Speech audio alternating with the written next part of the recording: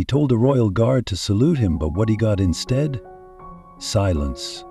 And that silence spoke louder than any title he ever held. Before we go any further, if moments like this speak to your heart, please hit the like button, leave a comment, and subscribe to Guard Royals. We're on a mission to reach 1,000 subscribers, and your support gives me the motivation to keep creating meaningful, respectful stories that matter. Now, let's go back to that courtyard.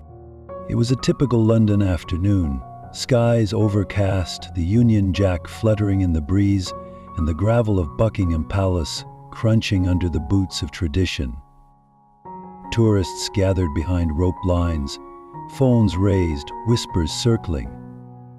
Something, or someone, was coming. A motorcade of jet-black SUVs rolled through the gates. From the lead vehicle stepped former U.S. President Donald Trump, adjusting his overcoat and scanning the royal grounds with the look of a man used to being obeyed, not questioned. But across the courtyard stood Warrant Officer Edward Langston, 42, decorated veteran, 2 tours in Afghanistan, the kind of man whose silence commands more respect than most speeches. Trump saw him, approached him, and gave an order. But what happened next made the entire palace hold its breath. So don't blink. What you're about to witness isn't just a moment in protocol. It's a confrontation between ego and duty, captured in absolute stillness. Stay with us. The ending may just change the way you think about respect forever. The former president didn't wait for a cue or an invitation. He broke from the tour path like a man who'd done it 1,000 times before, because in truth, he had. Boundaries had rarely held him. Cameras turned, tourists gasped, but Donald J. Trump kept walking, eyes fixed on one target, the still figure in crimson. Warrant Officer Edward Langston. Langston didn't flinch. His boots dug gently into the gravel, arms by his sides, rifle perfectly vertical. To the average onlooker, he might have looked like an actor in a costume. But to those who knew, this wasn't theater. This was ceremony born of blood, of battlefields, of silent duty passed down through centuries. Trump stopped just a few feet from him, closer than protocol allows. "That's quite a get-up," he said loudly, voice echoing across the courtyard. "Who's your tailor, Shakespeare?" Nervous chuckles fluttered through his entourage. Langston remained stone still. "You know," Trump continued, raising his voice for the cameras, "in America, our soldiers salute their commanders, generals, Navy guys, you name it. Even the French saluted me, and they're tough to impress." He lifted his hand in an exaggerated mock salute. "So go ahead, show your respect, salute your president." The courtyard held its breath. Langston didn't blink. He didn't shift, twitch, or even visibly inhale. This was no longer about diplomacy. It was about something older, deeper, the kind of power that doesn't raise its voice, the kind that stands. One of Trump's aides whispered something frantic, but he waved it off. "Come on, just a little nod. You want to show respect to an ally, don't you?" A British mother near the rope line whispered to her son, "He can't do that, love. That soldier answers to the crown, not to noise." The child stared, confused. "But he's the president." "Not here," she replied softly. "Not in this place." It was then the crowd began to change. The phones didn't lower, but the smiles did. The atmosphere turned from amused curiosity to solemn observation. One could feel it, that shift when something silly becomes something sacred. Trump leaned in closer, his tone sharpening. "You think you're better than me? Standing there like you're made of stone? I gave you an order. Salute." Still nothing. No movement, no expression. Not defiance, just presence. And then came a whisper, barely audible over the breeze. An elderly man in a military-sized blazer murmured, "That man's been under fire. He's not pretending, he's protecting." That's when it happened. Respect, real, earned respect, started shifting, not toward the man giving orders, but toward the man who didn't need to respond. The courtyard stood still, held in a moment so tense it felt as though time itself was waiting to exhale. Trump, once so confident, now hovered at the very edge of protocol, just inches from the invisible line he wasn't supposed to cross. His lips curled in frustration, his arms lifted in one of his trademark "can you believe this" gestures, but the crowd no longer shared in the performance. And still, Warrant Officer Edward Langston did not move. No nod, no blink, no hint that he even registered the man before him. That silence, it wasn't indifference. It was a message. Not just to Trump, but to everyone watching. It said, "I know who I serve." And it isn't ego. Behind the rope barriers, a Secret Service agent subtly shifted. Even his body language betrayed unease, the kind that arises when decorum clashes with spectacle and no one quite knows how it'll end. A murmur rippled through the crowd. A little girl, maybe 9, tugged on her grandfather's sleeve. "Grandpa," she asked, "why won't the soldier talk to that man?" The grandfather, a Korean War veteran judging by the insignia on his cap, glanced at Langston, then at Trump, and spoke in a soft, reverent tone. "Because that soldier already spoke, honey, just not with words." Trump turned back to Langston and tried once more, this time with an edge that bordered on desperation. "I made NATO pay their dues," he barked. "More than your own leaders ever did. That deserves respect." And yet Langston remained still. That's when something changed. Not in Langston, but in the people watching. One by one, they began to lower their phones, not because they were bored or distracted, but because they realized this wasn't a moment meant to be filmed. It was meant to be felt. Near the front, a teenage boy raised his hand to his brow in an awkward, almost shy salute. Then another person did the same. Then another. It wasn't coordinated. It wasn't staged. It was instinct. An honest, human response to witnessing something rare. Integrity holding its ground. Trump seemed to notice it too. His voice wavered.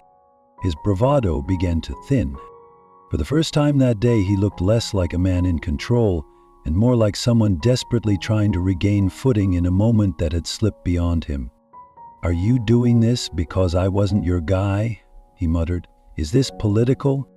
But again, no answer, just Langston's stoic profile, fixed like granite beneath the British sky. Then, finally, Langston moved. A small shift, barely noticeable. His right hand adjusted slightly on his rifle. Not a salute, not an acknowledgement, just a formal repositioning, the kind of trained motion that says this interaction is concluded. And then, with measured calm and unwavering poise, he spoke. Only once. "This uniform doesn't answer to ego." The words rang like thunder in the silence, quiet, controlled, but absolute. Trump opened his mouth to retort, but no sound came. Around the courtyard, the silence deepened, not empty, but full of respect, full of understanding, full of something that had been missing in the noise. A few moments later, an older woman whispered to her friend, "He just lost. Not the argument, he lost the moment." And that's exactly what happened. In trying to command obedience, Trump had handed the spotlight to a man who never asked for it. And that man, by standing absolutely still, had said more about respect, restraint, and true strength than words ever could. Trump had spent a lifetime commanding attention. Rooms shifted when he entered, cameras pointed, voices hushed. That's how it had always been. But not here. Not now. Warrant Officer Edward Langston hadn't so much as twitched, and yet the entire dynamic had shifted around him. Not by force, not by fame, but by something far rarer in today's world, principled stillness. Trump turned to the crowd once more, searching for validation. "I mean, seriously, is this how the UK treats allies?" No response. He wasn't used to silence, not like this. not a silence that didn't stem from awe or fear, but from quiet alignment. With the guard, a young girl near the front, maybe 12, whispered to her grandfather, "Why won't the soldier talk to him?" The old man didn't answer right away. Then he leaned down and said, "Because some men serve something higher than ego." That hit harder than any shout ever could. The air was no longer tense with drama. It was heavy with meaning. This wasn't just a moment, it had become a mirror. Trump, for the first time, looked unsure. His hands dropped to his sides. The swagger was still there, but muted, like a wave pulling back before it fades. He turned toward Langston again, now with something different in his eyes. Not anger, not pride, just curiosity. Like a man realizing he was speaking in the wrong language to someone who didn't need to hear him to respond. Major Caroline Brooks approached. Tall, dignified, dressed in a deep navy uniform that matched the sky above. She didn't raise her voice. She didn't need to. "Mr. Trump," she said gently, "this post is under ceremonial protocol. The guards do not respond to visitors." Trump tried a grin. "Even presidents?" She held his gaze calmly. "Especially presidents." A few gasps rose in the crowd. Trump turned to Langston again. But this time, he didn't speak. He just looked, really looked. And for the first time, it seemed like he saw more than a man in a red coat. He saw a symbol, a tradition, a boundary that wasn't made of stone, but of discipline. Thinking them moved. But something inside Trump had, even if he couldn't quite name it. The crowd remained reverent, watching closely. The man known for sound and fury was now quiet, still, caught between what he expected and what reality refused to give. And in that space, a new understanding was beginning to form. It wasn't about dominance. It was about duty. And no matter how powerful your title, duty isn't something you command. It's something you earn the right to stand beside. When Major Brooks stepped back into position, the silence returned. Not because it had ever left, but because now it belonged to someone. Not the man with the cameras, not the voice with the platform, but the soldier who stood absolutely still. This was not the story Trump expected to tell. And that's where the opportunity began. Not for him, but for the crowd watching. For the children holding their parents' hands. For the veterans standing straighter. For the tourists lowering their phones, not to miss the moment, but to honor it. Warrant Officer Edward Langston didn't blink. But something around him shifted. Something deeper than applause or noise. He had become a living emblem of something rare in the modern age. Earned honor. Quiet leadership. The kind of power that does not need an audience to be complete. And the people watching, they began to reflect. An American father whispered to his teenage son, "That's strength right there." The boy nodded, looking not at Trump, but at Langston, whose boots hadn't moved an inch. "He didn't even talk back," the son said. "He didn't need to," the father replied. Meanwhile, Trump shifted his weight awkwardly. His shoulders fell. His voice, once commanding, now seemed unnecessary. He looked around, not like a performer waiting for applause, but like a man who couldn't find the stage anymore. That's when it happened. A line of quiet salutes began along the rope barriers. Not choreographed, not loud, just simple individual acknowledgments, one person after another, turning toward Langston, not in fanfare, but in quiet respect. It was as if the entire courtyard had discovered something new, or maybe something old, long forgotten. Dignity. That's the word people later used. There was dignity in that man, one veteran would comment on the video. You can't buy that.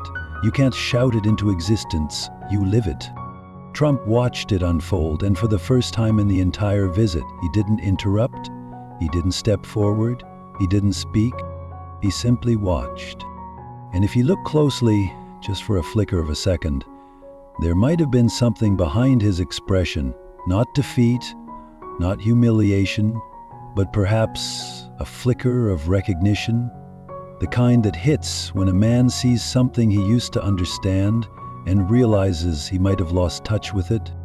Major Brooks remained still, her presence like a border between tradition and ego. Behind her, the guard still hadn't moved. But the people had. They were different now, changed. And this moment became an opportunity not for politics, but for perspective. For a reset on what real power looks like. Not in shouting, but in silence. Not in standing above, but in standing firm. The opportunity was there, plain and quiet and strong. It had nothing to do with position, everything to do with presence. And the more you stood in that moment, as so many people did, the more you realized you don't always need to raise your voice to be heard. Sometimes you just need to stand. And that's what Warrant Officer Langston gave the world in that courtyard. Not resistance, not spectacle. Just the clearest message he could send without speaking a single word. In the growing quiet of that royal courtyard, something powerful began to settle in. Not over Warrant Officer Langston, who had never moved, but over everyone else. The tourists, the veterans, the children, even the man who had walked in expecting reverence and obedience. Donald J. Trump stood just a few feet from Langston, now noticeably changed. His gestures had slowed, his voice had fallen quiet. The performance was over, not because he surrendered, but because something deeper had taken its place. Awareness. Trump looked at Langston again, and this time, he didn't smirk. He didn't challenge. He simply observed, and if you watched closely, it wasn't ego staring back. It was something far rarer. Humility. Not the kind you announce. The kind you feel when you realize the world doesn't bend for anyone, not even you. Behind Trump, his aides stood still, unsure of what came next. Even the Secret Service agents, normally scanning every direction, now stood in quiet recognition of the moment. This wasn't a security issue anymore. It was something human. Langston's silence had achieved what words could never do. He hadn't resisted authority. He had revealed its limits. And by doing so, he offered a mirror to those who watched, especially Trump. For the first time in a long time, the former president wasn't leading the moment. He was learning from it. And so were the rest of us. That was the growth. Not in Langston, his character had always been rooted, but in those watching who were beginning to understand the difference between power and principle, between force and fortitude. A woman near the back whispered, "I brought my father here because he served in Vietnam. He said he hasn't seen discipline like that in decades." Her voice cracked slightly. "My dad's crying. He says that soldier reminded him what it used to mean to wear the uniform." And that's exactly what was happening. This wasn't just a tourist attraction anymore. This was remembrance of values older than politics, of a world where strength was quiet, where respect wasn't demanded, it was earned, sometimes by not speaking, sometimes by not moving. Trump turned once more toward Langston. The crowd hushed, anticipating one last exchange, but he didn't speak. He simply nodded. It was small, barely noticeable, but it was enough to acknowledge that something real had happened, that the stillness of one man had pulled the noise out of another, that a lesson had been given and received without a word. Langston remained unmoved, not cold, not dismissive, is resolute, and in that stillness there was grace, because he wasn't there to teach, but he had. He wasn't trying to change anyone, but they had changed. That's the mark of true character. It doesn't force, it doesn't seek credit, it just is. And that's more than enough to leave its mark. As the moment began to dissolve and the noise of the world threatened to return, one thing remained. The posture of a man who understood that the loudest kind of power is peace. As the motorcade slowly rolled away, its polished tires whispering against the palace stone. A new kind of silence filled the courtyard, not tense, not uncertain, but sacred. The moment had ended, and yet no one moved. They weren't just watching anymore, they were absorbing. Trump was gone. His words, his gestures, his attempts to command, they had all faded, leaving behind only echoes. But what remained was Warrant Officer Edward Langston, and the unwavering silence he stood for. He hadn't spoken, he hadn't resisted, but he had won something that couldn't be taken. Respect, the kind of respect you don't vote for, you don't buy, you don't demand, you earn it. Through service, through sacrifice, through stillness when everything around you demands movement. Langston remained at his post, eyes locked straight ahead, expression unchanged. But around him, people had changed. One by one, tourists turned away from their screens. Some lowered their phones, others wiped tears. A man in his 70s removed his cap and placed it over his heart. A teenager mimicked the posture of the guard, straightening his back, squaring his shoulders, as if trying for a brief moment to carry the same weight. This wasn't just about one man in a uniform. It was about every principle we claim to believe in: duty, discipline, dignity. A young woman near the front turned to her husband and whispered, "I wish my father could have seen this. He always said real leadership is quiet." And that was the truth. In a world that applauds volume and spectacle, this courtyard had become a sanctuary for something lost. A reminder that real strength doesn't yell, it doesn't posture, it stands. And sometimes, standing still is the most courageous act of all. Langston, still unmoving, had unknowingly united people from different nations, backgrounds, and generations. Not with charisma, but with conviction, and the quiet power of someone who knows exactly who he is and exactly why he's there. A small child, no older than 8, approached the rope line and saluted. Not because he was told to, not because it was for show, but because something deep inside him said, "This matters." That's what moments like this do. They pierce through noise and show us who we could be if we remembered what matters most. Trump didn't get his salute, but the crowd did. They received a lesson more profound than any political speech could offer, that the highest form of strength isn't about getting others to yield.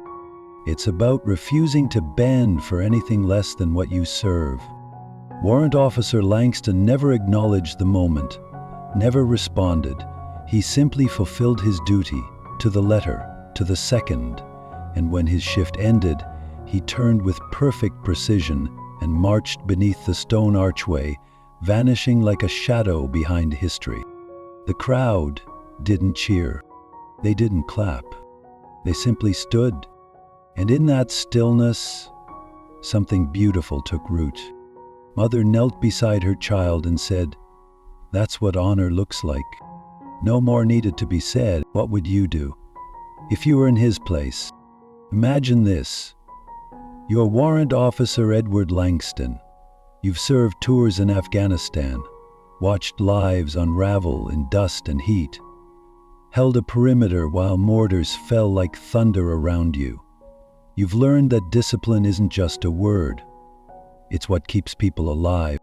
And now, you're standing in a crisp red uniform, eyes fixed on a distant point, boots planted firm on British soil, rifle at your side. This isn't war, this is tradition, centuries of it. A living thread tying you to every guard before you. Then he walks up, a former US president, loud, commanding, demanding. He points at you, orders a salute, not as a fellow soldier, not as a statesman, but like a man testing a mirror, looking to see if the world still bends for him. You know the rules, you've studied the code, you've trained your body and mind to react only to the right cues. You've practiced stillness the way others practice speech. And now, All eyes are on you. What do you do? If it were me, I hope I'd do exactly what Langston did. I hope I'd breathe once, anchor my feet, let my heart beat slower, and choose respect for the uniform over the urge to respond. Not out of defiance, but out of duty. Because when someone demands your reaction and you stay rooted in principle, you're not just honoring protocol. You're protecting something far bigger than yourself. Here's the truth. In life, we are all standing posts at some point. It may not be a palace, it may not involve a famous figure, but the test is the same. Will you hold your ground? Will you stay true to your values when someone loud and powerful pushes you to abandon them? Most of us won't face that test with cameras rolling. We'll face it in more subtle ways. When someone talks over us at a family gathering, when a coworker takes credit for something we've done, when the world rushes us to respond, to react, to break protocol, even when doing so chips away at our dignity. In those moments, we choose what kind of people we are, just like Langston did. And that's the lesson. Discipline isn't just about rules, it's about remembering who you are, especially when someone else tries to define you. Respect isn't given because someone demands it, it's given when someone earns it without asking.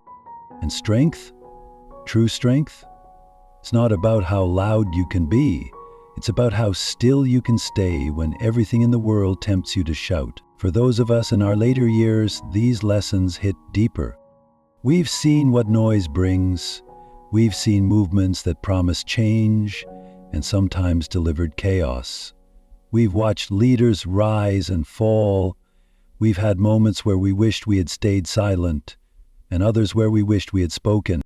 But what this guard taught us is that silence, when rooted in honor, isn't emptiness. It's power. Now we'd love to know, what would you have done in his place? Would you have saluted? Would you have spoken? Would you have broken formation for the sake of one man's ego? Or would you have stood still? Leave us a comment below with your honest answer. Let's open this conversation, because the more we share, the more we grow together. Also, take a moment to rate this story from 1 to 10 in the comments. 1 equals didn't move you, 10 equals unforgettable moment that gave you chills. If this story made you pause, reflect, or feel something in your chest you haven't felt in a while, please hit the like button. Subscribe to our channel, Guard Royals.